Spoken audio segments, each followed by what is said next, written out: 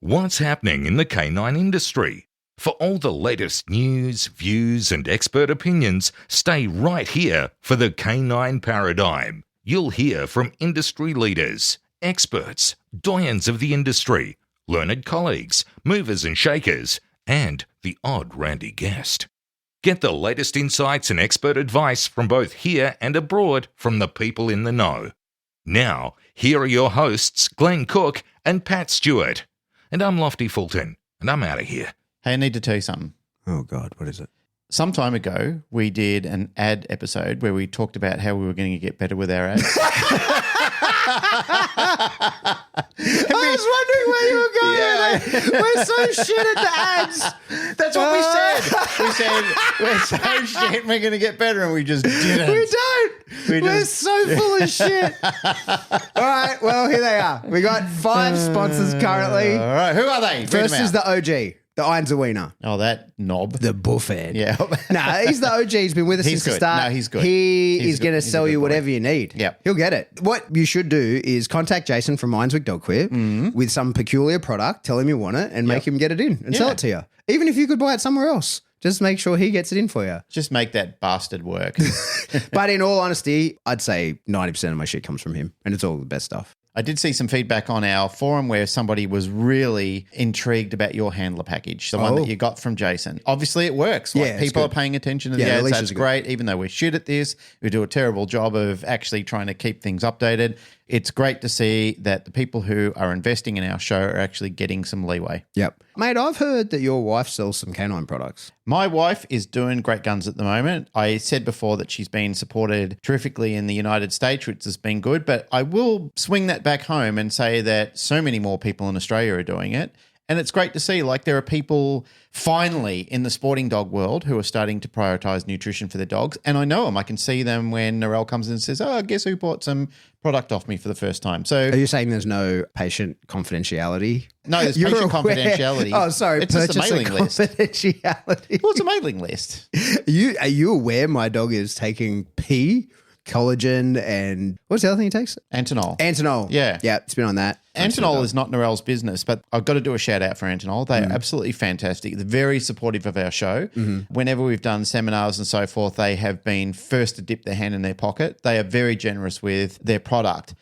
But let me just say, all that aside, their generosity and their advertising and marketing, let me just say on the other side of that, their product is amazing. Yeah. Like, it does work. It's very beneficial. For sure. It's one of those things where they say Antinol for every dog every day.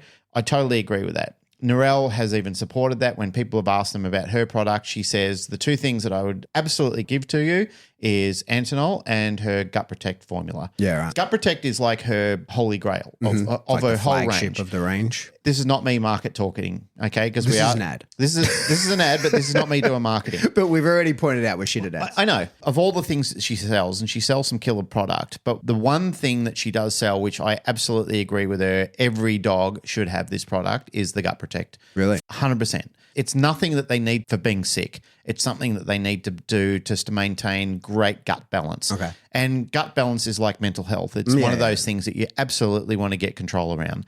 So products like Antinol, great for every day. Gut Protect, great for every day. There's other products that aren't even related to hers called Rosehip Vital and stuff like that. Absolutely fantastic for dogs to be on every sort of day. But I know there's other people we need to talk about. If you want to learn more about Narelle's products, go to our website, canineceuticals.com. I think it's You'll figure it out. it's .com Canine or Ceuticals. .com.au. It's one of those. No one but- types that shit anyway. Everyone just Googles it and Yeah, then goes, just Google it. yeah. You'll find it. Hey, Yeah. George Kittredge, I reckon we should get him on the show. We should have George Kittredge on the show. Yeah. Not only is he devilishly handsome, Yep. but he's got a fantastic, one-of-a-kind product that I've never seen replicated anywhere in the world. You and me were getting a car ride by him. We got to see the prototype firsthand. And then his bike got stolen with the prototype on it. did, Remember that? yes. Yeah. But anyway, George has Rowdy Hound Dog Box. And Yes. so it's a crate that goes on the back of your motorbike so that your dog can go everywhere with you. And Yeah. it's cool as shit. It's a great idea. You should Yeah. totally get one. Tailored Canines in Canada. Yeah, Do you know that Taylor from Tailored Canines is hosting Jazz Whiting later in the year? I do know that. Yes, Yes. I saw the ad. Very good. Yep. Not So- only is she doing great stuff with her tailored canine, Her training business. her training business, but she's also getting a fantastic trainer over there to help with her tailored training. She is. And finally, Barbara de Groot The sugar mama from the Heart Dog From the Training. Heart Dog Training. Just fucking throws cash at us. Just supports the show. God bless her. Yeah. I think later on in the year when Narelle and I are over doing a seminar with Melanie Benware, Barbara de Groot is coming over. Wonderful. I think she has put down a like, and I said, you better come, sugar mama, and she gave me a thumbs up. So hopefully she's going to be there and I can give her some love to repay us for all the kindness and support that she's thrown at us and ask nothing in return. All right. That's our ad. Yeah. That one's good to go for at least another 4 years. You'll hear from us then.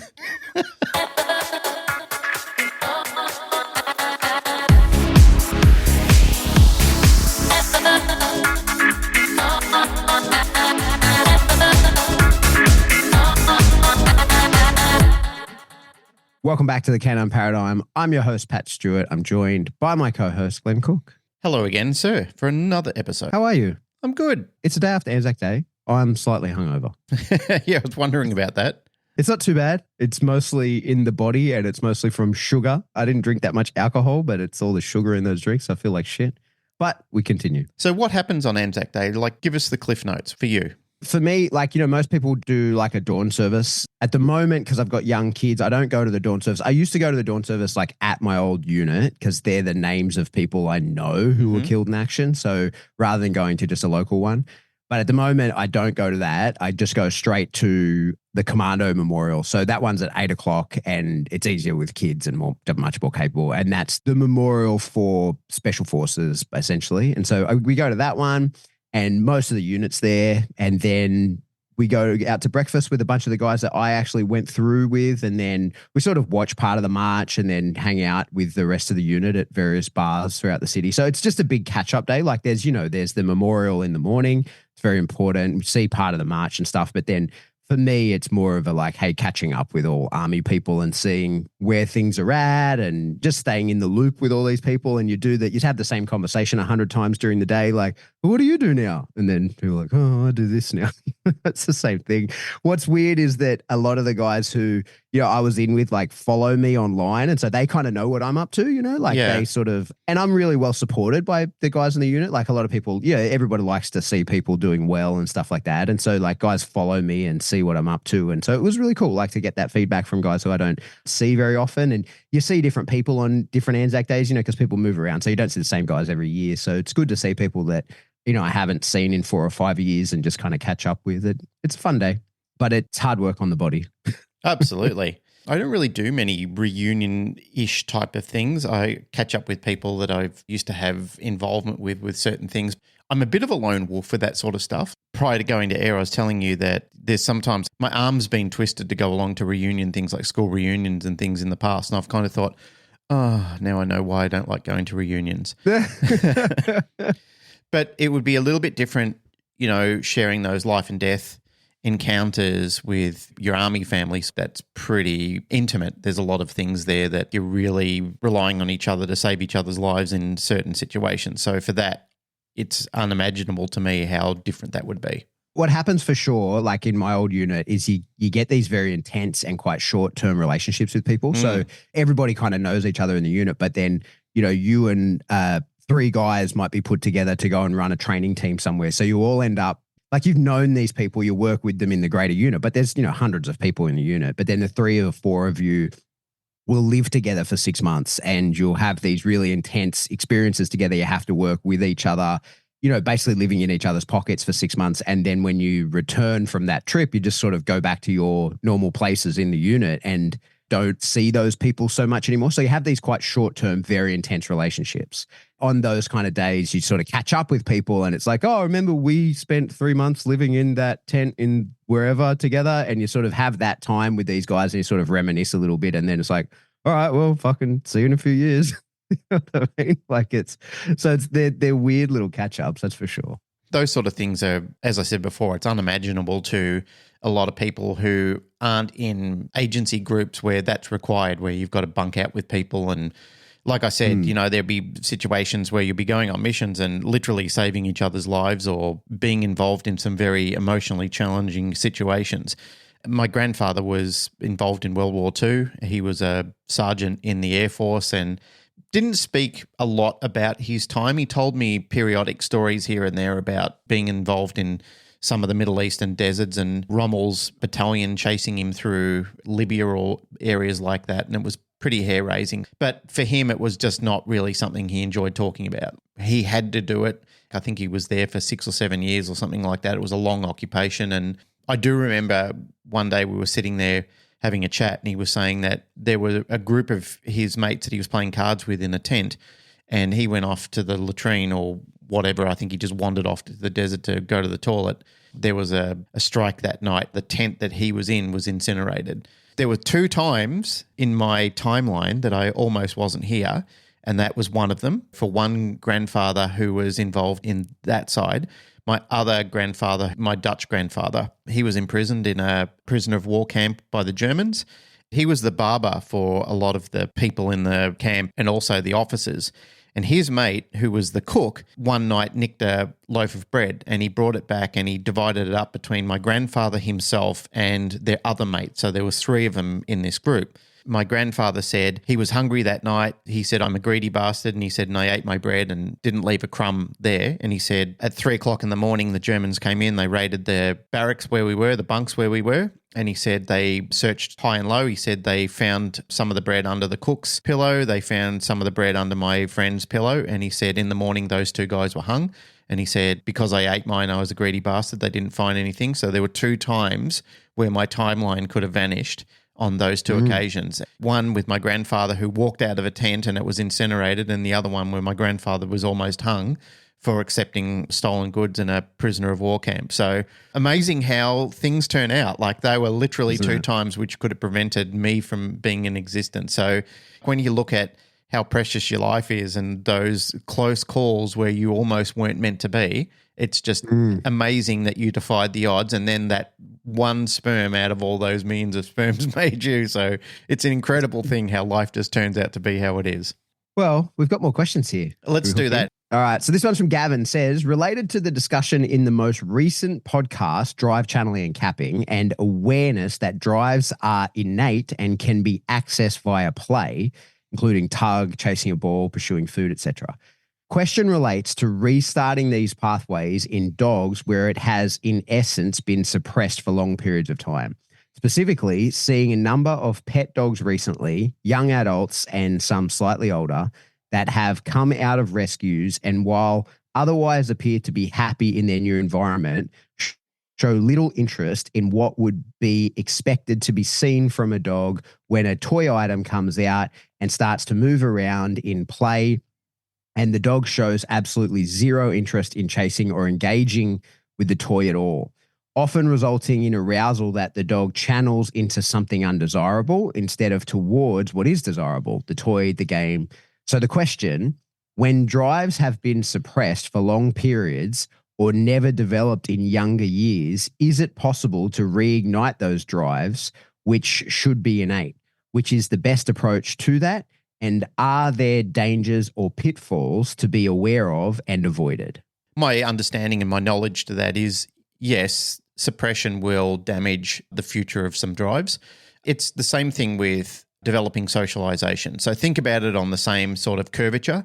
If a puppy or even a human is not adequately socialized, or when we start talking about the developmental stages of drive or the suppression of drives, it has a parallel existence with the 2 of them. To my knowledge, a dog that has been suppressed in drives from a young age or even throughout some adult years, if the dog believes that I'm not supposed to do this, that there is punishment involved in it, or there's no knowledge of doing it, it's been reduced, it's been punished away, or it's even being conditioned away from the dog, the time that you want it to resurface, the dog will find it difficult to understand what it was supposed to do. And then the other side of that is that the ceiling will be considerably reduced on the drives that you want the dog to express because it was never allowed to openly flourish as a young dog, juvenile or young adult into what it possibly could have been.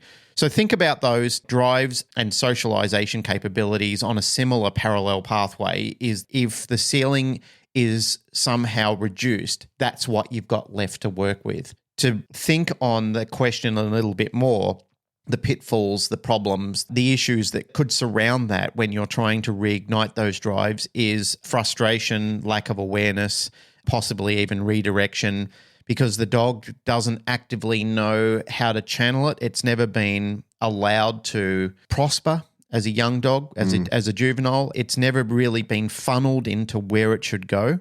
Therefore, when the dog is expected to do these things, or the arousal of these drives is reignited in the dog, you'll see a diffusal rather than a focus on where that drive should actually go.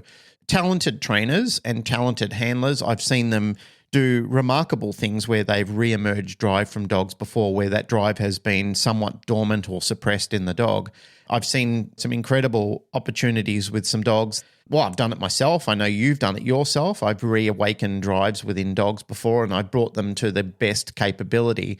But if I'm analytical about it and I look at it from a holistic viewpoint, I know when I'm looking at the drives that have been reawakened in the dog that it's probably nowhere near as good as it could have been. It's just as good as it gets for now. Yeah.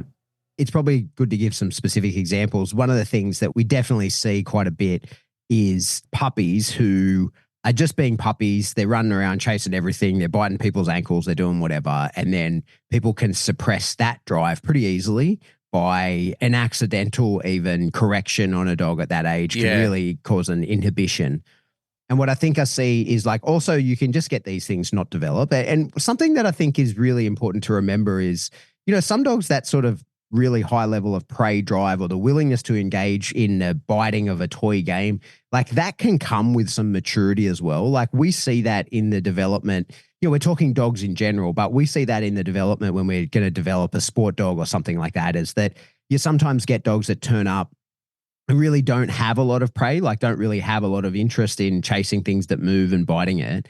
And then, if you just keep giving them the opportunity to do it, keep developing it, it can come in. And sometimes you see that turn on.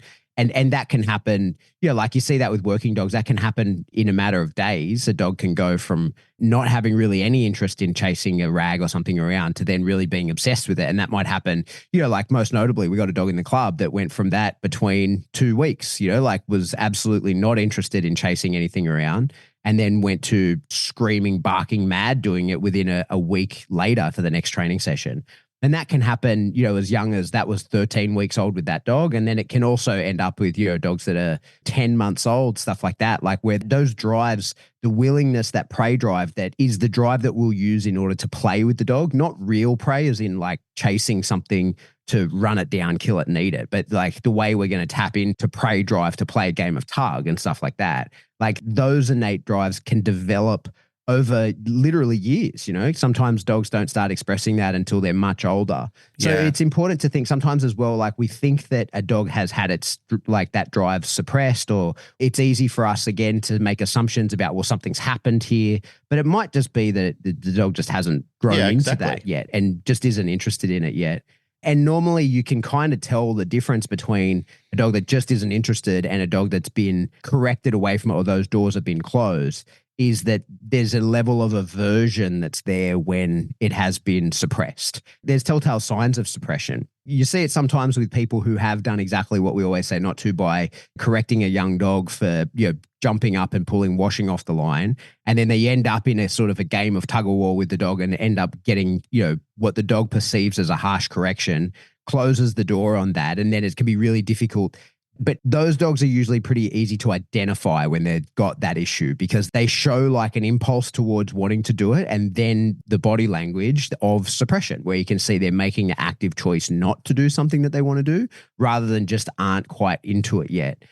And my experience with getting dogs through that, like, there's lots of different ways, but for the most part, what we want to do, like if a dog believes that it shouldn't do something that we now want it to do, sort of one of the ways to do it, I find, is that we got to sort of increase the level of arousal of the dog to the point where the dog wants to do it so badly that it still remembers there could be a consequence for this, that there could be a correction that comes if I do it. But at this stage, my desire to do it has reached such a level that I'm willing to accept that consequence. And then they do it, and then the consequence doesn't come, and that's the way to get them through it.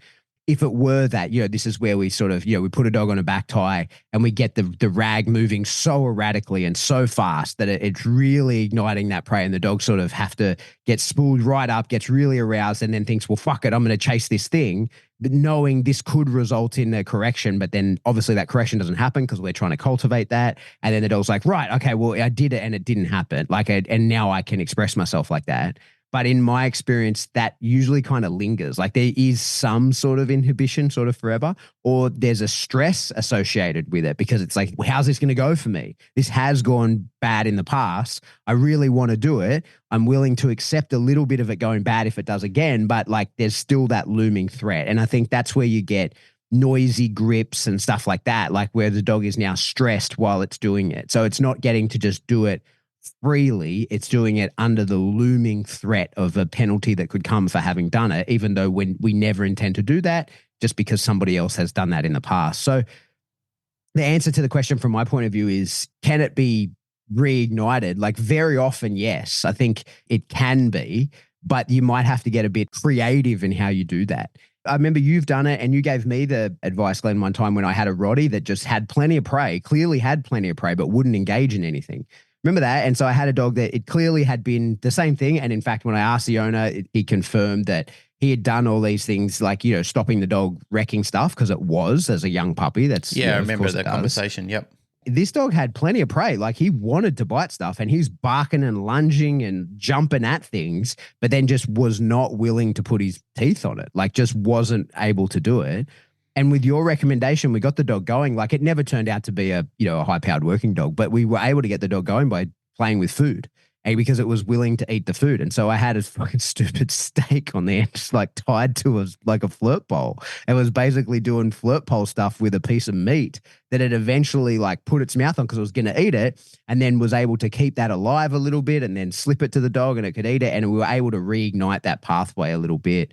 But again, exactly as you pointed out before, like probably never got the dog to what it could have been had it had not been inhibited in the first place. But I guess that's like testing a match. It's one of those things that you never really know how far along you can get a dog compared to a different version of the same dog given, different circumstances in the past. I don't know if you remember in the very early days of you and me training in the shed, Paul brought his Roddy in. The way that we got that dog biting a wedge was putting a balloon inside it, like letting the dog see that we had a little inflated balloon How could I forget? to bite the wedge.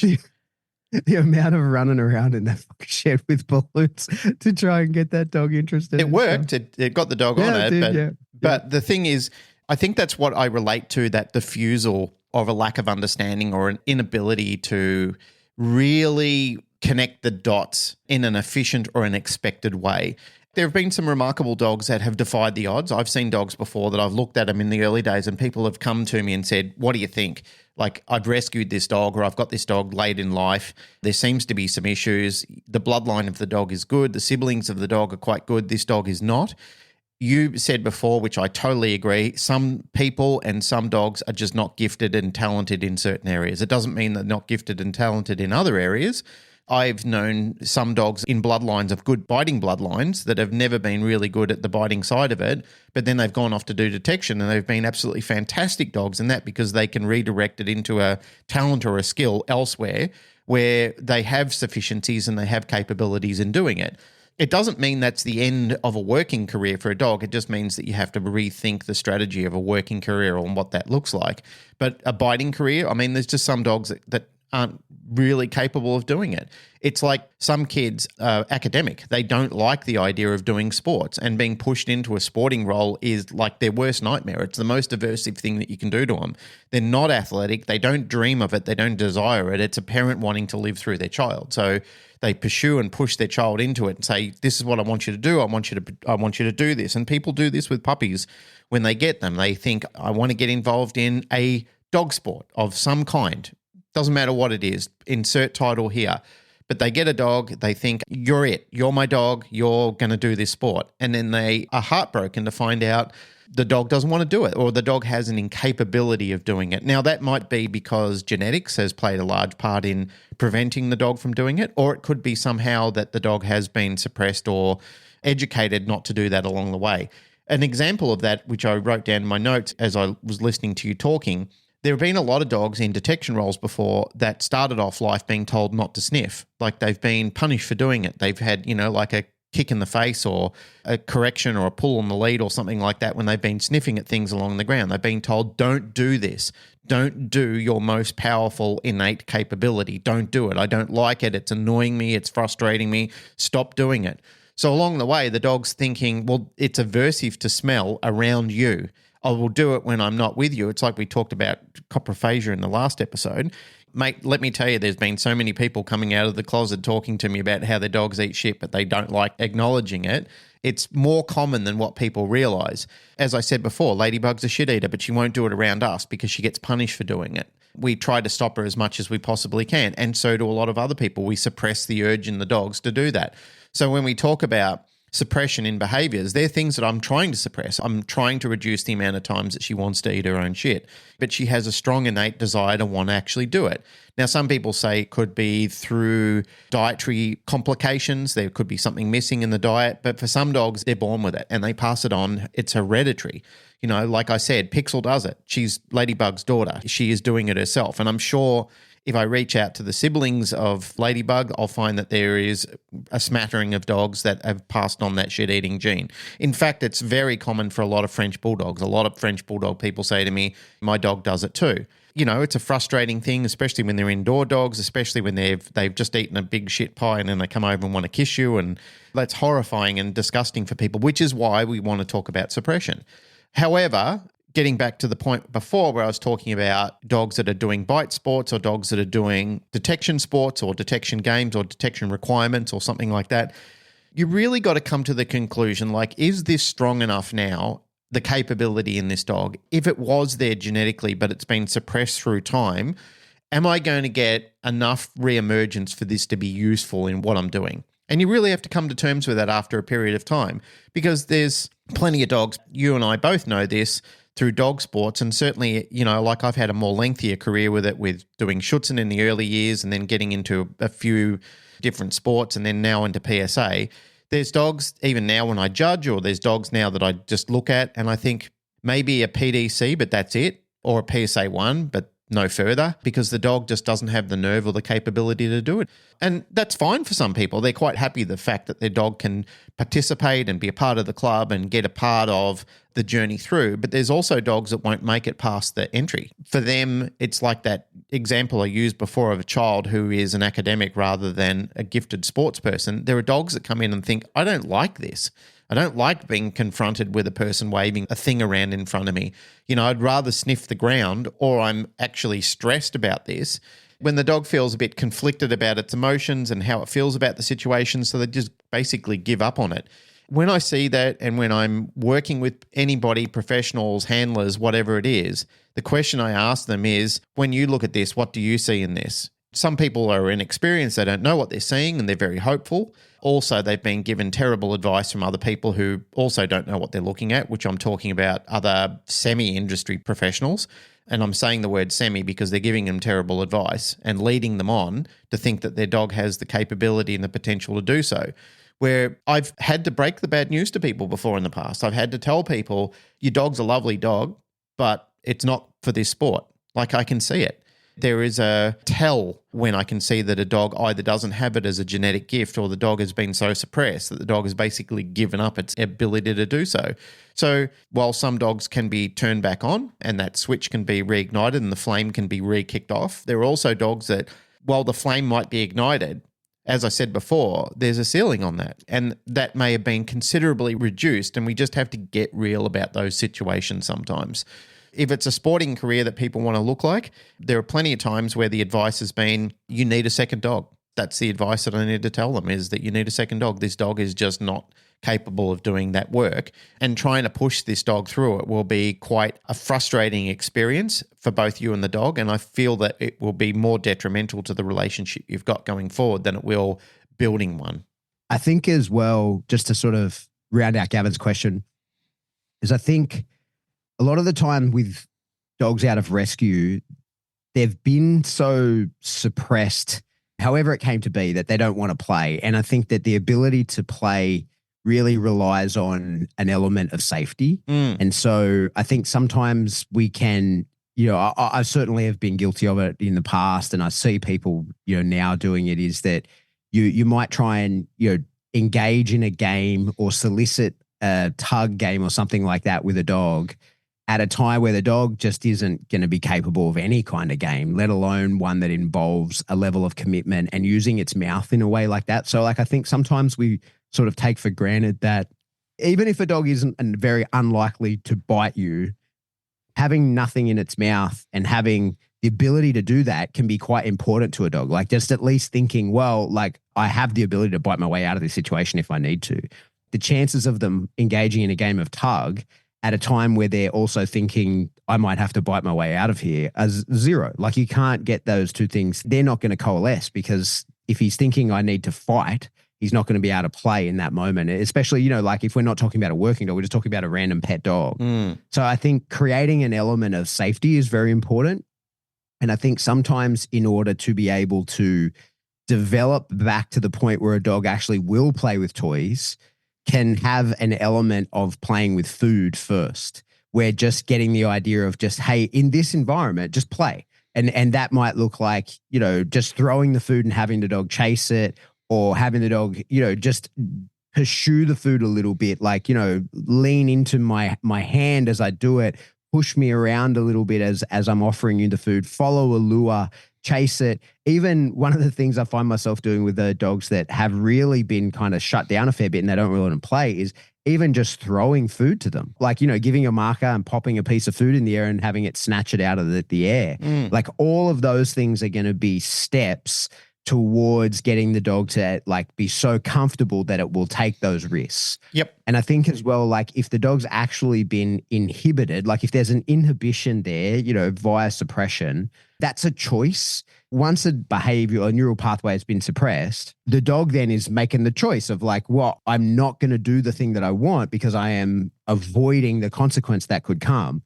As I said, you've got to sort of convince the dog to either accept the consequence and then not have it happen, or also convince it like there won't be a consequence for this. And you have to show them that via sort of circling around the thing that is causing the aversion or the avoidance. And so I think it really depends. Is the reason this dog isn't showing me as much drive as I want, is that because it just isn't there in the dog and I got to cultivate it a little bit and see how much more I can get from the dog and teach the dog to enjoy challenges and pursuit and stuff like that, versus is there an inhibition? Like, is the dog got something that it's choosing not to do because it's afraid of the consequence? And then I have to either make it no longer afraid of the consequence or understand that there won't be a consequence. And so while they're fairly similar sort of fixes, they are a little bit different in terms of what you're going to do. But I think one thing to remember always is that gameplay is gameplay. So whether you can get it in a tug and you're playing a really rambunctious game of tug where the dog's hanging on for dear life and you're able to swing the tug around, or versus having the dog catch a piece of food out of the air and then turn around and quickly catch another one, like all of those are making progress no matter which one you can do. And one, will enable the other. So any amount of time spent where the dog is thinking, geez, I'm having fun and I'm not afraid of anything going wrong here, and I'm playing a game with this person no matter what the game is, all of that is going to assist in the progress forward, even if the inhibition is actually on putting its teeth onto something. If that was what was caused by accident or, on purpose to a young dog, any amount of time spent in the pursuit, in the mindset of play, is going to assist in progress with the ultimate thing that we want, which may not look like what you're doing right now. So I think that's the sort of trick, is just getting the dog to lose itself a little bit and forget, like that it was ever inhibited, and actually just enjoy itself in the session. Just as an insert there, and just thinking out loud, I was actually thinking and discussing this the other day. The only issue that I see in similar incidences to that is, rather than the dog be in a comfortable predatory state of mind, the dog always has a residual of avoidance and defense in those sort of situations. And that's the sting that comes with that when there's damage. Because the event that a child or a puppy experiences can have a life-altering effect into their adulthood. Like, I know people, even myself, there are things that have been said to me as a child that have affected me into adulthood, things that I wasn't aware that I had issues with, or inhibitions, or even suppression with, over comments that were said to me as a child. There was a comment said to a friend of mine by his dad when they were changing in a change room one time, like I think he said, oh, you got a little willy or something like that. And for him, for the rest of his life, he could never change in a change room in front of people because of that comment that his dad said. Like, it was just a joke, but it affected him long term for the rest of his life. It's remarkable how some of these things can have sometimes a single event learning experience, which will haunt you throughout the rest of your life. Getting back to the original point that I was making is, when a dog, as we're talking about dogs, when a dog is very comfortable in that play, that predatory state of mind, as you said, they lose themselves in the behavior. They're highly aroused. They're very comfortable with what they're doing. But if it's been built and it's been remanufactured and it's been reestablished, you're trying to ignite it again. The problem is, not always, but sometimes you're dealing, and you don't know this until you know it, you're dealing with a mind that's diffused. It's not clear as what we would like it to be. We don't have that single lane of learning going backwards and forwards. We have a mind that's fractured, diffused. It does understand that this is good, but the problem with a defensive mindset is, and at the back of defense, pushing defense is the ability to avoid. Defense is thinly veiled avoidance. It's like a constant relationship with each other. And that's the problem that I see in those sort of situations is it's fun while it's fun and you haven't pushed too far. It's like single-sided toilet paper. You can break it and go through it so easy. You just have to be so careful in those sort of situations. This is where talent comes through, and this really is where that old adage that I've been quoting for most of my life is no more, one more time. Like, you've got to be so mindful and so careful because you're dealing with a student that doesn't know what they don't know at that point in time. And it's your cultivating that's carefully growing this. If there's no real long-term damage or there's no real problem within the dog and you're a talented trainer and you've got a really good handler and you're both abiding by those rules, as you said before, Pat, you can get the dog through this and you can make some amazing progress where you can think to yourself, like, this is incredible. We've started with nothing here. We've started with a slate where the dog is basically just standing there looking at me and avoiding any desire or want to play. And now 6 months later down the track, we've got a dog who's actively pursuing, biting, tugging, re-gripping into flirt poles, into wedges, into puppy sleeves, into Belgium sleeves, and hopefully onto a sleeve or onto a suit, like if we can build that progression. But we also got to be aware that can be anomalous too. Like sometimes it's like pissing into the wind. We just don't know what it's going to look like until the progression of the story is revealed to us based on the capability and the mindset of the student. For sure. Let's move on. Charlotte Mirth says, I wouldn't mind a discussion on something that I've unfortunately heard from some trainers who will swear up and down their dog knows a command, like change of positions, and the dog consistently has mistakes when you give a command, like sits when you ask for a stand or down when asking for a sit. I adopted a dog with some training and the original trainer swore the dog was being stubborn and knew things. I trained with the same trainer for the first year, and now that I've distanced myself, I'm finding that the dog seems to be a decent guesser. I've redone a lot and given behaviours new names. I'm also training with a mirror and eliminating unintentional cues. All have helped. But as I've worked with her, I feel like half the training has been teaching her to stop guessing and to listen and think. I would enjoy hearing y'all's experiences and also maybe ways to identify if a dog is just decent at guessing versus actually knowing the command early on. I wish I would have listened to my gut earlier on with my dog. The really interesting thing of this is an interesting conversation around shaping and stuff like that, right? So like for sure, there's elements that you get from shaping a dog that are super beneficial for the dog. While we, certainly I have been this really strong advocate of shaping, I think that there's a lot of benefits that can come of it. I think that there's also a lot of risks that sometimes don't get talked about anywhere near as much as they need to. And I think one of those things is sometimes via shaping, we can end up creating something of a frantic dog. And I think it depends on how people are doing their shaping, as well as the context in which it's being done, but also the feedback that's being given to the dog.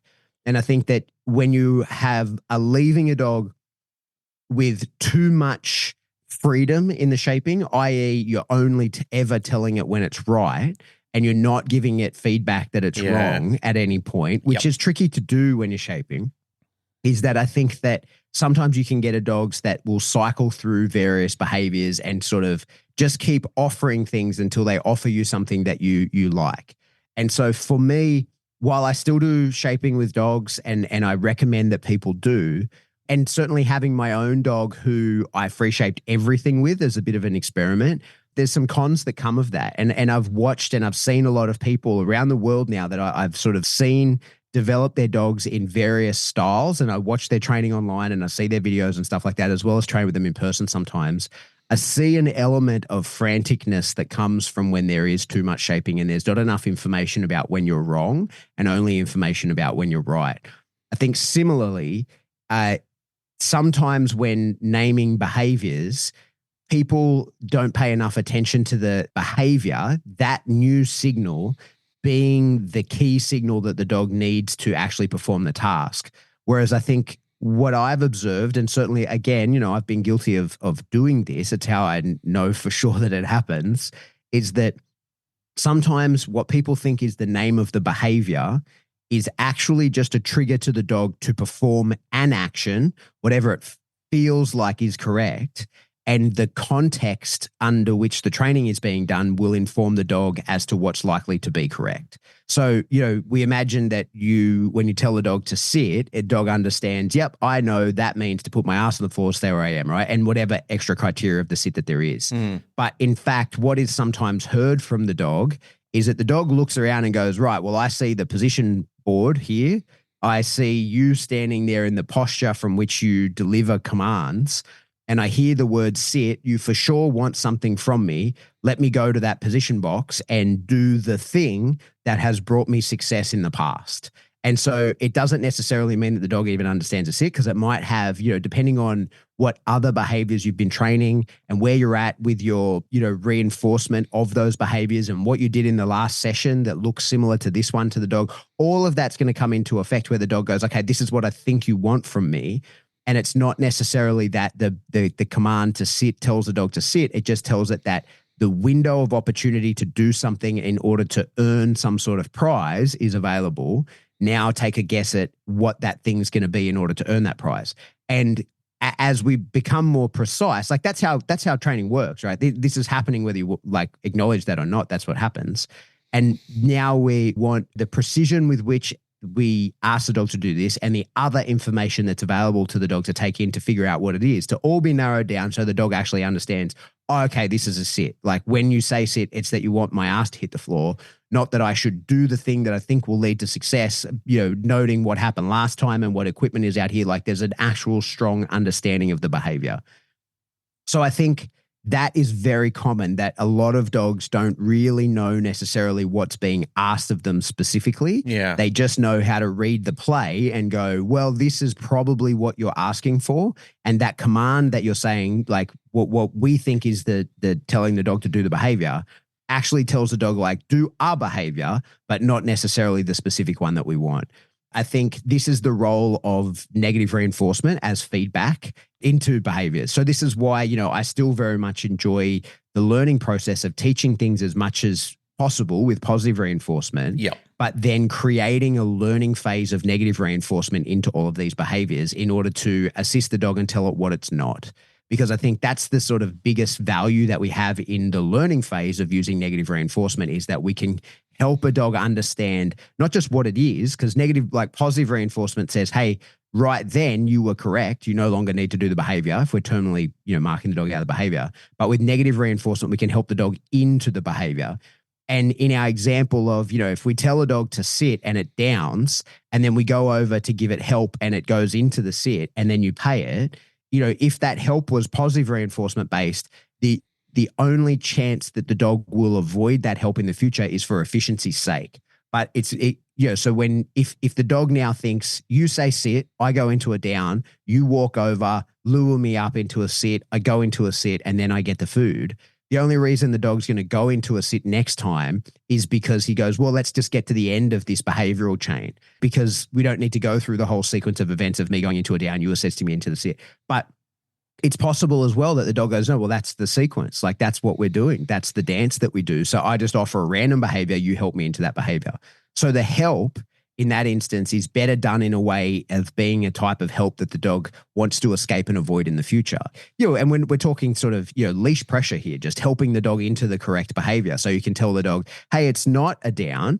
And instead of appetitively helping you into the sit in a way where you're happy for it to happen, I'll do it with a minor level of aversion, i.e., just collar pressure, lifting the dog into the behavior where the dog goes, oh, you know what, I'd rather avoid that in the future. So when you say sit, I'll do the thing that where like the positive reinforcement comes from without any of the extra help along the way, because I just want to get to the end point and I also want to avoid the help.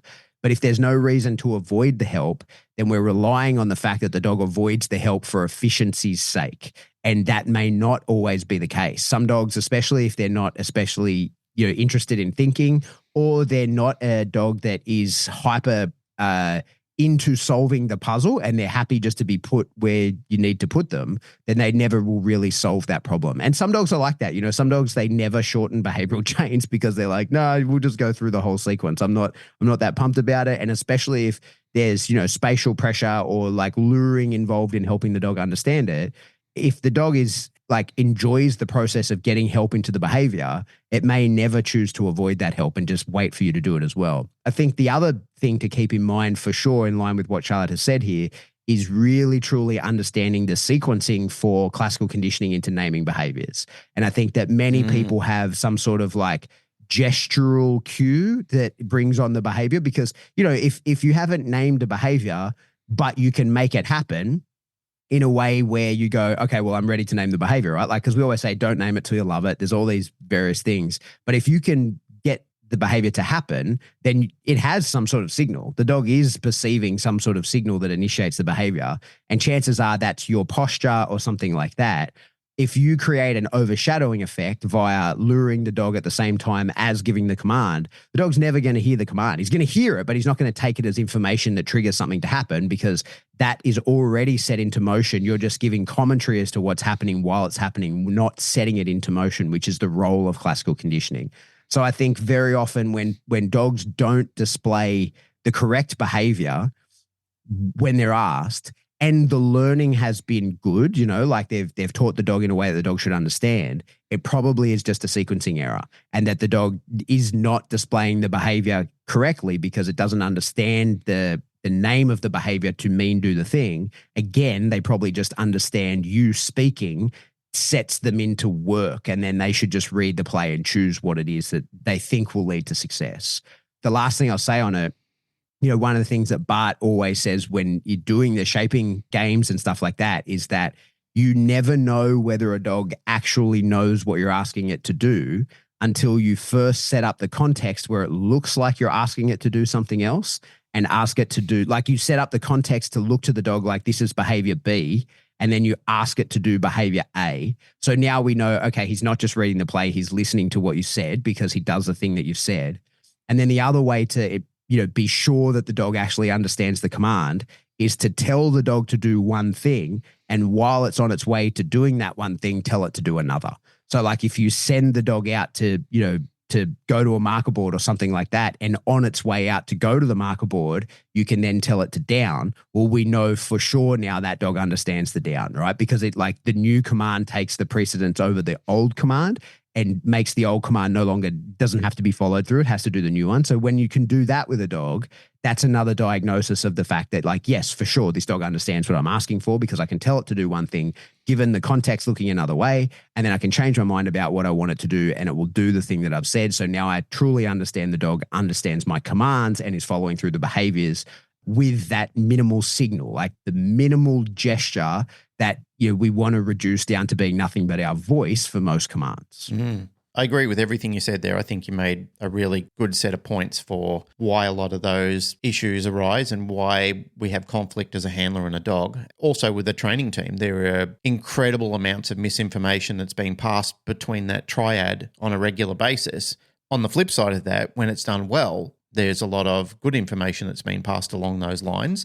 And that's why the dog develops a system of clarity in what it's supposed to do, because it has a perception of it. And it's incredible what perception actually does. It's incredible what you perceive when somebody tells you something And when you can see that done well, when you've got alignment between two people, like this is what I meant and this is what you understood and it's aligned, that means that you have educated that student correctly. You have given them an image and they have also seen the image of that in their mind's eye.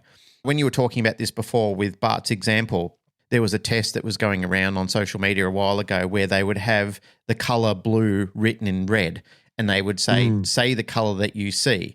And because it said blue, people would say blue, but that's not what it was. It was red. It's the color that you see.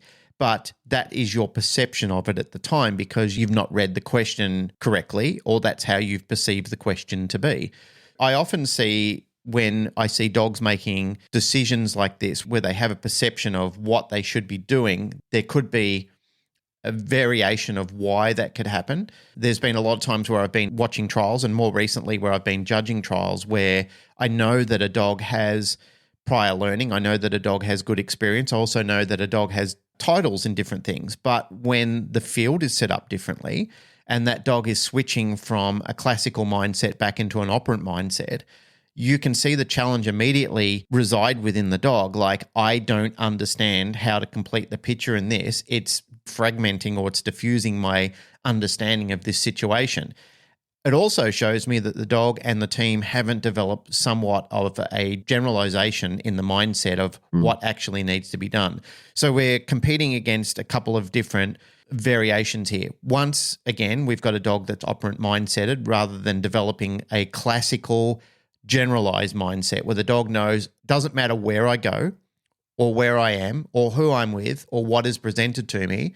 When this word is given to me, it correlates to this behavior. There's no thinking that needs to be done because I've transitioned through the entire program of being shaped into the behavior and inserting there what you said before, Pat, about people creating a frantic dog with their shaping program. I've done that before where I've thought I've shaped too many things too frequently with the dog because I'm enjoying myself, but I haven't realized the perception of my student here, in that case, the dog.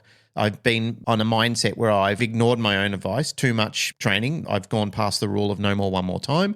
I've kept pushing. I'm making so many criteria so closely attached to each other that I also forget that dogs also like to chain things together. So there are periods where, although I think I'm shaping individual criteria, I've done them so closely together that the dog thought, oh, these two things are attributed. Therefore, I'm going to route them into a behavior sequence together. And therefore, you've got a problem with that itself.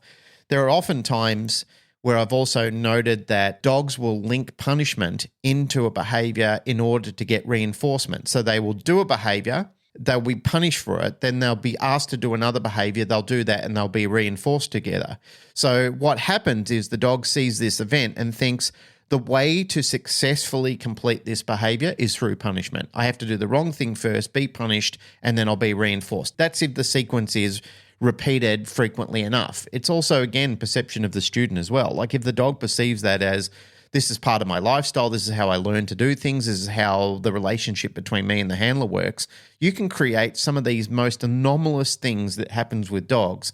And then you're confronted with confusing variations in obedience because it just hasn't been programmed well enough into the dog. You haven't set up the scenario where you've limited the amount of confusion. You've created more confusion than what you set out to do. Often with these sort of things, a simplified mindset needs to be done. I mean, it doesn't mean that dogs can't advance onto more complex learning and they can't successfully shape and chain things well together. But if you're fragmented and you're all over the place, or you've got a dog that you've rescued, for example, that's had a myriad of different educators and teachers along their programming pathway, especially while they're in a critical period of development and they're young and juvenile, then also you're dealing with something that's quite new and unexpected, and you're also dealing with a lot of junk information that's being programmed into your dog. So it's basically like being given a rope with a bunch of knots in it, and then you've got to undo all the knots in it to make the rope useful again. And that's what happens sometimes with the programming that our dogs are preconditioned with. To simplify that, my mindset now is often you need to begin with operant conditioning in everything that you're doing. You need to transpose into a classical mindset so the dog doesn't question the command anymore. It knows how to do it. And then all that needs to be generalized. So the dog needs to understand that not only do I need to not think about this, it's pre-programmed, it's autopilot, but I also need to perform it on any given scenario that I'm in. A good example is when I was in Vietnam and I was talking about a dog before. One of the dogs, who is a very good dog, and it's been titled in IGP. The dog is fantastic. Handler's fantastic. The dog and handler duo are very good together. However, PSA presents a lot of dilemmas for some of those dogs sometimes because they've seen a system. They've been working in a pattern where PSA throws chaos into order. And that dog, when it came onto the PSA 1 field and it saw all these distractions around, even though this dog had great conditioning and the dog was doing some beautiful work, as soon as that process was displayed to the dog, the mindset of the dog shifted immediately. And I could tell straight away that that dog didn't have generalization under those conditions because under the conditions of all the distractions, the dog couldn't compete with that. It was just simply hunting balls and hunting toys on the field. It just didn't know what it was supposed to do. That's revealing, and that's a good and a bad thing. It wasn't good for the handler. He didn't enjoy the fact that his dog was giving away points every time he was trying to walk down the field and the dog was trying to hunt toys and had to be corrected or pulled off the situation. Going into that, now the handler understands I've got a picture of what needs to be done. Now I can reprogram my dog into what a PSA field demands now that I'm actually going into those sort of titles. There's a range of different reasons. I think you would probably explain with a lot more clarity than what I did. However, that's the issue that I see in those sort of situations. So yeah, once again, to summarize it, with myself, with what I'm doing now these days is I like to help my dog to understand what it is and where it is and how it is in any given situation. And then I like to, as much as possible, transpose it from an operant mindset into a classical mindset with as much generalization as I possibly can. Therefore, when I'm in a situation where I'm feeling stressed and the dog is feeling stressed, the dog still doesn't need to compete with thinking too much about the position it's being told to do. It just understands this is what I need to do and this is how I do it. I think as well, you know, what like we take for granted sometimes when people are training their dog, sometimes the dog makes anticipatory moves, right? And Yes. it was what we were planning for them to do. And a lot of people then are like, the dog's predicting it and they pay the dog. And anticipation is one of those really tricky things where you know it's got to happen, right? Like that shows learning. That's the dog putting the sequence together. I want a dog to anticipate and do something before I ask for it to happen because that tells me the dog like has figured out the pattern, but it also tells me that I've set a pattern that I now need to make sure that I need to break. Right? Yeah, the randomization never really came into question. Yeah. And so I think no matter what technique you use, if you're consistent, the dog will figure it out, right? Like that's the truth of dog training as well, is that dogs are so good at figuring out what we want. If you're consistent, the dog will figure it out.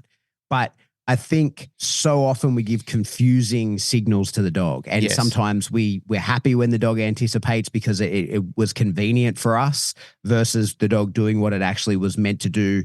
And we hadn't yet given the command and the dog stayed in the position. Like there's lots of different things where we give inconsistent signaling to the dogs.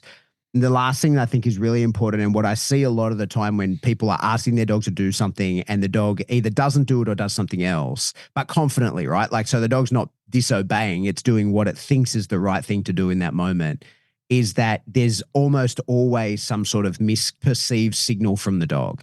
And I think we not enough take into account the hierarchy of signals where any sort of tactile cue, something the dog can feel, is going to have a lot of importance to the dog. And then our body language, and then finally our actual verbal commands. So there's so many different pieces of information that the dog's taking in and that the dog potentially feels is more important than the verbal command, that all those signals have to be gone in order for the dog even to be able to hear the verbal command, let alone put it in the correct location and sequence where it becomes the command itself. That's one of the things I see quite a bit. And, I use the same example all the time. Like most dogs, especially not just dogs that have done bite work, but dogs that have been taught to drag into a collar to get a ball or something like that. So like if you've played rambunctiously with a dog and you've tried to resist it from getting a hold of something and held, whether it's been on a back tie or you've let it drag you into something on the ground, that kind of stuff, then tension on that flat collar is going to be an activating cue. And so you sometimes see the dog will be in a down on the ground and maybe people go to put some pressure, like to act as negative reinforcement into the behavior, and the dog breaks the behavior. Or they accidentally just put tension on the collar and the dog breaks the behavior immediately and then now we're correcting the dog and, telling it it's wrong and all this kind of shit. But the truth is the dog was just acting on the signal because tension on that collar has meant reinforcement in the past. And that may as well be a clicker to the dog. If you pull on the flat collar, then that means like a terminal release and you go get your reinforcer.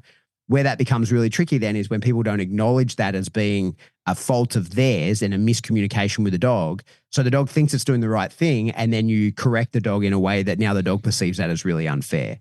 And so what you think is a fair correction, the dog thinks is a very unfair correction, will cause a lot of conflict in the training and therefore make it harder to even progress and fix these sorts of issues. So again, I think with all of these things where the dog is performing powerfully and confidently the wrong thing, I think that's a time where you do need to be very careful and be aware of like, hey, I want to try and take your point of view. That's what I want to do with the dog in those moments, is really try hard to take the dog's point of view and go, why are you doing that? Like, how are you perceiving this as being in your interest and progressing you towards success? How do I convince you that it's not in a way that you're going to understand and find fair? And I think that's what's really important when you're fixing these kinds of things, because if a dog's powerfully and confidently doing the wrong thing, you want to maintain that power and you want to maintain that confidence. You just want to help communicate to the dog what it is you actually want. And I think that's where we have to think of when you talk being operant, using negative reinforcement, using positive reinforcement, using punishment. I think using those things as a means of communication rather than just looking at those as motivators, like why does a dog do anything because it's motivated towards or away things, stuff like that, is then looking, okay, like I know how the dog is motivated by pressure. I know how the dog is motivated by positive reinforcement. I understand these things. Now, how do I use those in order to turn them into communication? And noting that anything that's reinforcement is telling the dog, hey, I like that, do more of it. And anything that's punishment is telling the dog, hey, I don't like that, don't do that again, right? Or, you can go negative reinforcement, hey, I need you to do this now, versus, hey, I liked it when you did do that. And thinking of it in terms of communication with the dog like that, you're actually saying those things to the dog via the actions of giving that feedback is how you can communicate with the dog as to what you want, and really looking at it in terms of communication, like it's a conversation that's happening between you and the dog. I think similarly, the last thing I'll say on it is I think a lot of that work is best done outside of the behaviors. So I had some people in here the other day working on an out, and the way that I'm working on the out with this dog is really away from the context of how it will be used. Like I'm just teaching the dog, I posted a video the other day as well of me just running away from a puppy, right? And running away while it has a toy, because I'm just trying to show it like, hey, want to give me things. So while he's pursuing me in order to restart the game, he's pursuing me to give me the item. And that's a big step in teaching that dog to out and showing the dog like, hey, I like it when you have the thing. And if you want to re-engage with me, you giving it back to me, like those are the sort of really foundational things that lead to the dog having strong understandings of behavior rather than, risking conflict coming in over the dog misunderstanding what it is you want from them. So when you're telling a dog to down, if the dog thinks, well, this is you sort of locking me in position and not allowing me to progress, versus thinking that when I'm told to down, this is a coiling of the spring and I'm going to get to do something amazing out of this position. The behavior is the same, but how the dog thinks about it, and therefore the way that you're communicating and the likelihood of the dog doing it and choosing to do it powerfully, those are quite different depending on the outcome of how you teach it. All of that put together is going to result in a dog that not only is looking for clear cues, understands what you give, but is also happy to do it, like finds it in their interest and is like, oh, well, this is fun. This is progressing me towards my ultimate goal, whatever that is. Nicely said, sir. And I know that you're a big advocate for clarity, which is something that all of us are working towards with what we're trying to do, because, so many of these issues are arising from the information that we actually give to our students. As I said before, if they have a shared image in their mind's eye of what we've been trying to educate them with, then obviously we have done our jobs correctly. We've explained the task correctly to our student. That's generally where I find things go askew far too often. We probably aren't very patient in our teaching, or we're probably very convoluted in the message that we're trying to pass along without thinking about perception of the student. Like, how does this student learn, and what have I done that's prevented that Or what have I done that's shown promise with that? Like field note it, take notes about these sort of things. Just to randomly go back to what I was talking about before, the field reveals a lot about what a dog is thinking and what a dog understands. Because once all the tools come off and once the dog is out there, that reveals to you, because the dog is in a state of arousal, there's a lot of things going on that's competing with the control mechanisms and the education that you've given the dog. That will really reveal to you, what does my dog really understand at the end of the day? When I've untethered, when the umbilical cord has been removed, what does my dog really understand? There's been many times, even with people, when I've said to them, if your dog is in a state of arousal and you give your dog a simplified term of a behavior that it knows well, one of its mother behaviors, will the dog perform the behavior or will the dog ignore you? And that will give you a glimpse into the future of what your dog will do when it goes out into a trial field or so forth. I reckon we got room for one more. One more. This one's from Maggie Hunter. It's an interesting one. What's your why?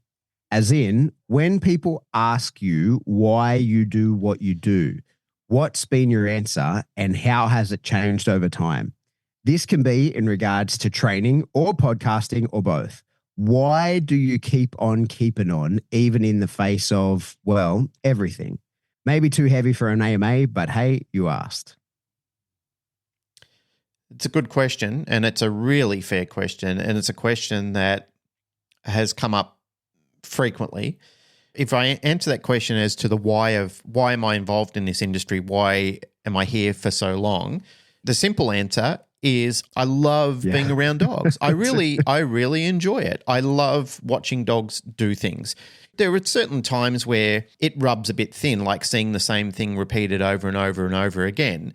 For example, there was a club member from our PSA club that said to me, sometimes you don't come in and sit down and hang out with all of us for long periods of time. For 30 years, I've been watching dogs do bite work with people for a long period of time. Sitting in the audience and sitting on a seat is not really a thrilling thing for me. So there are times where I'll come in for short periods of time, I do the training with my dog, and I might go off and do something productive that I need to do. It doesn't mean that I'm not interested. It doesn't mean that I don't like the cliff notes of how people are doing. It doesn't mean that from time to time I'm not watching their progress videos or something like that. It's just that it's not as alluring to me when I was learning and I was doing stuff. It doesn't mean that I can't learn. It doesn't mean that there aren't new things that are hanging on. It's just things change, like you develop calluses to sort of things after a period of time. Sometimes I find myself watching random things that dogs are doing that are not related to PSA or scent detection or anything. Like they'll be random behaviors. I think I don't really know anything about that. And I'll be consuming hours and hours and hours and hours of content on it. Sometimes I'll be watching dogs doing shaped behaviors. Once again, I'll be consuming hours and hours and hours of it. The short answer to probably a long chain of things that I'm thinking in my head, yes, I love this industry. I love working with the dogs. I've made it clear before that I'm not so excited about some of the people in the industry. Some of the people in the industry ruin experiences for me and other people, and some of them enhance them. I've met some remarkable people in this industry who are family to me. They're some of the best, nicest, and most wonderful people that I could ever have the privilege of sharing sections of my life with. They make it worth the while. But I will say it's largely because of the dogs. I love being around dogs. There's something magical about the experiences of sharing my life with dogs. For sure. I think for me, the why on getting into training was exactly that. I really enjoy the process of trying to get in a dog's head. You know, I really enjoy the animals. I enjoy spending time around them. And I guess it's a sort of control freak in me that there's an element that would have got this started. Like I like manipulating behavior. I enjoy doing it. You know, that's not something I'm going to shy away from admitting. Like I do enjoy the process of modifying behavior in animals, and it's just fun to do. When I first started, you know, as I said earlier in the episode, like when I first started free shaping, I sort of got obsessed with it because I was like, oh, holy shit. I can see how Skinner and others kind of felt like drunk on power with the ability to manipulate behavior like that. So that, you know, for sure is a big element. But the next step and sort of the more ethereal answer to that is that I really like dogs, love dogs, and I enjoy the process of trying to think from their point of view. Yep. The best way to do that, to assess your capability in doing that, is to attempt to communicate with them in a way that they will be able to perform a task that you ask of them and find it in their interest and do it powerfully. And if you can do that, then you have communicated with the dog. And in order to communicate with the dog, then you've met them where they are. And I think that's what I enjoy about the process of doing that. On a work level, like the reason why I do what I do is I love doing it. I'm super lucky. I was saying when I was in Canberra the other week, the reality of my situation is that, yes, this is my job. And yes, this is how I make money and I make a good living. But at the end of the day, and we've discussed it on the show, like if I suddenly didn't have to worry about money, not a lot would actually change in my life. Like I would still be doing all the things that I'm doing. I would just get to attend more events. Like I would get to spend more time as a student and a little bit less time as a teacher because I would not need to be worrying about income, but I would still be training with the same people, like, and very often I'm very lucky the way that I've established my business. It means that I do get to train with people a lot that I don't have to charge because I make my money through teaching mostly. And so there's various forms of ways that I sell my information, but it means that I can then train with people and not have to worry about the cost of that. And the way that I like to train very often means that it would be difficult to even figure out how to charge people, and I really enjoy problem solving. So that's my greatest skill set with dogs. It's like, if there's people way better than me, you need someone to teach you a precision heel. There's people way better than me to teach you that. I'm going to recommend you those people. If you come to me with a blank slate and say, I want to learn world champion level healing, I'm referring you on. Yep. But when you come to me and you go, hey, why is my dog doing this? Or I'm stuck in this loop and I can't figure it out. That's my bread and butter. That's what I really love. So my why on why I train and my way my business goes the way that it does is I really love training dogs, and I've gotten pretty good at it to the point where I can help a lot of people with specific problems. That's my biggest skill set. Is people get in contact with me like, hey, why is this happening? I can probably figure out why, and I can probably help you come up with a solution for it. And I love doing that. I find that, yeah, that's fun. Unlocking the problem and giving resolve and showing a pathway to hope is working through it. Yeah, amazing. It's amazing. I had someone in here the other day, and like I won't go into detail, but has been unable to trial her dog because there's been a persistent problem with the dog. And when I found out about it, I was able to reach out and go, hey, I know how to fix that problem. Come to me now and we'll work through this and we'll get you on the trial field. So like I love the opportunity to do that. And I think my why, so like that's why I got into training. That's why I run my business the way that I do. And my why around the podcast is an extension of all of that, is that we're limited by capacity, especially time is the greatest limiting factor that we all have, right? Like it's the only non-renewable resource that we absolutely are losing, and there's nothing you can do about it. We're moving through time at the speed of light and there's no stopping it. Yep. But by doing the podcast, it allows me to scale my time. So I really enjoy helping people where I can. I enjoy the idea that I think that dog training and the information around it should be accessible to everybody. I think that the moment you start saying, the moment you say out loud, like, I'm in this for the dogs, but you make your information that you is good and is relevant, and you don't have that as a reasonably accessible to everybody, then you're not really in it for the dogs. You're in it for yourself. You're making money. And we all do have to make money. And there's definitely, for those of us who are full-time professionals or professionals in any capacity in the dog industry, we have to charge. We have to make enough money to feed our families and make it viable and, get what we are worth. But on the flip side, one of the reasons why I love doing the podcast is that it allows us to invest. You and I invest a few hours a week. There's probably 5 hours a week or something that goes into this podcast, maybe more, of thinking about things to talk about, actually recording it, you're editing it, then like when it goes out, there's an investment in time, but that has a disproportionate return in what we can provide to others. Yep. And that's why I like doing the podcast, in that, still every week, as is now, we find it hard to find recording times. We sometimes miss the odd week here and there, and we're nearly 300 episodes into this. We're not as consistent as we once were or would like to be. That's just the reality of life. But the truth is, there's still thousands of people listening that are getting value from it. And at least once a week, I still get an email or a text or something. And it's either somebody who has had their specific problem solved, or their life improved in one way or another. Many and various things that people reach out to us about. And when you get those emails, those are the why. And like I've said it in the past, I have a folder in my phone that's got, I don't even know how many pictures are in there now. There'd be hundreds of feedback is what it's called. And every time someone emails us or sends me a message or something, I screenshot that and I put it into that folder, and it's something that I can reflect on from time to time. And it's not often, but there are times when I think, oh, fuck this, like I'm sick of this shit.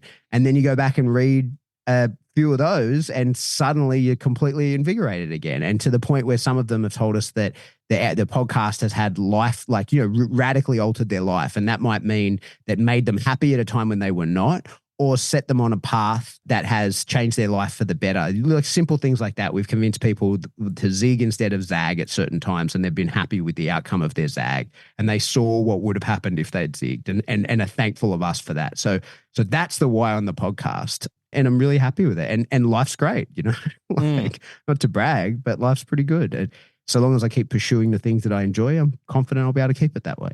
Yeah, I share a sentiment that you said before where you mentioned that if money wasn't an object, what would change? There wouldn't be a lot of changes other than I would never wake up to an alarm clock. I would just literally wake up whenever I felt like it. But what I would do is I would invest more time into improving the quality of the podcast. Like I'd probably see if I could make more time to organise interviews and even travelling and so forth like that if it was on the cards. Those sort of things I have actually envisaged what would happen if suddenly money wasn't an object for me. The other thing would be that, I'd probably do things like go to nationals every year without fail and travel around. And again, sharing parallels with what you were talking about, I'd love to be more of a student and just go and hang out with cool dog trainers around the world and see what they're doing and be a student of theirs and, be a gopher, be the coffee boy and do all those sort of things. That would be fun.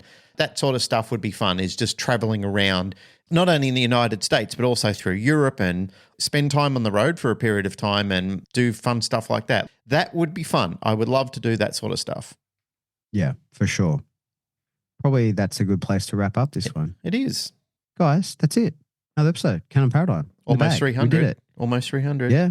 We're getting to 300. We're finding the time to do these. This is a definitely out of cycle recording. We're doing our best to bring these to you. We're trying to get through all these questions. There's some really good questions in that I still want to get through. Yeah. So we'll go another one of these for sure when we're in person next week. What's important to know is that if you like the show, you should just like, rate, share, subscribe, do all that kind of thing. Did you see those? Tell a friend in real life. 3 I did see gold star comments that were posted. I put them up on Instagram the other day. Thank you. Amazing. Some really nice and valid feedback is coming back through. So thank you very much. I really appreciated getting that. It really made my day when I had the email, I opened it up and they were like cascading with glowing reviews. So really thank you for making the time. Perfect. Yeah. Get on that. You should. If you want to support the show, the best way to do that is to jump into Patreon. A few bucks a month gets you this giant backlog of information. Yes. We're constantly putting stuff in there whenever there's something good to put in there, as well as I go live, do a live stream once a month where you can ask questions and get answers in there. You can give us as much as you like through Patreon if you like, but a few bucks a month would be wonderful. Another way you could support the show is to buy some cool merch. I love seeing people wearing our stuff. It's always awesome when we go to events and there's people wearing our t-shirts and our hoodies and stuff like that. So you can jump into spring. There's links in the show notes that will take you to that. You can get yourself a giant wall tapestry. Do that. You aren't cool until you've got a giant tapestry. Yeah, a giant flag in your training studio of our logo. That says the Canine Paradigm. Yeah. It's also cool with those sort of things too when you're watching people walking down the street doing Instagram reels and they're wearing Canine Paradigm swag. Yeah. For sure. It's awesome. All right. And if you want to get in contact with us, the best way to do that is to jump into our Facebook discussion group. You can group source some information in there. There's always good conversations happening there. I always try and stay up to date with what's happening in there. As well as if you want to get in touch with us individually, you could shoot us an email. We are info@thecanineparadigm.com. Love you all. Goodbye.